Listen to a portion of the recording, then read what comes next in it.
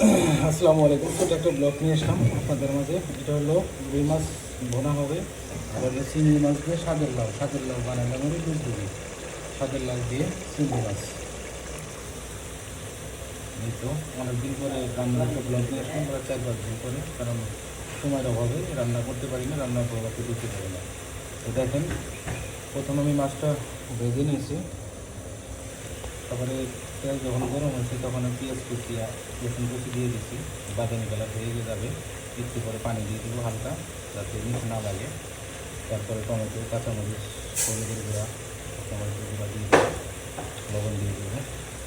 এটা চিংড়ি মাছ দিয়ে দিচ্ছি।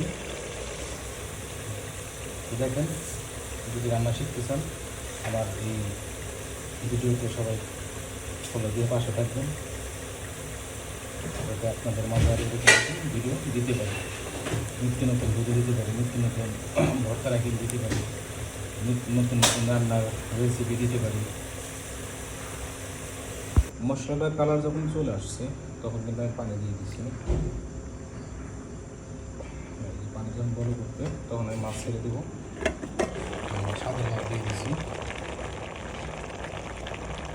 বড় করছে সিদ্ধ হলে পানি দিয়ে দেবো। এই তো আমার রুই মাছ রান্না হয়ে গেছে। আমি এই যে চুলা বন্ধ করে দিলাম। হ্যাঁ, এই তো ধনেপাতা দিয়ে দিছি আমি এখন। আমার লাউ স্বাদের লাউ হয়ে গেছে। তো এখন চুলা বন্ধ করে দেবো।